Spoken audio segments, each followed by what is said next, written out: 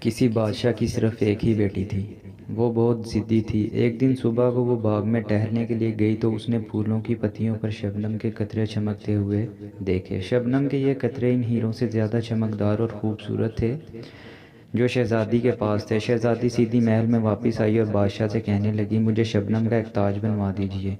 جب تک مجھے تاج نہیں ملے گا میں نہ کچھ کھاؤں گی نہ پیوں گی۔ یہ کہہ کر شہزادی نے اپنا کمرہ بند کر لیا اور چادر اوڑھ کر پلنگ پر لیٹ گئی۔ بادشاہ جانتا تھا کہ شبنم کے قطروں سے تاج نہیں بنایا جا سکتا، پھر بھی اس نے شہزادی کی ضد پوری کرنے کے لیے شہر کے تمام سناروں کو بلاوا بھیجا اور ان سے کہا کہ 3 دن کے اندر اندر شبنم کے قطروں کا تاج بنا کر پیش کرو، ورنہ تمہیں سخت سزا دی جائے گی۔ بیچارے سنار حیران پریشان کہ شبنم کا تاج کس طرح بنائیں۔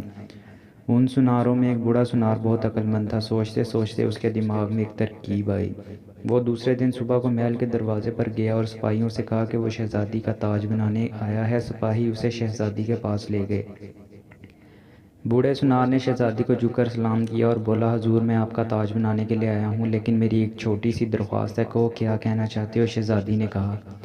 سنار بولا، آپ باغ میں چل کر مجھے شبنم کے وہ قطرے دے دیجیے جن کا آپ تاج بنوانا چاہتی ہیں۔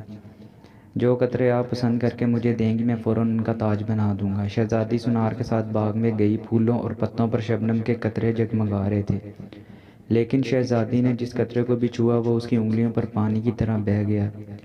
تب شہزادی نے خسیانی ہو کر بوڑھے سنار سے معافی مانگی اور عہد کیا کہ وہ اب کبھی ایسی ضد نہیں کرے گی۔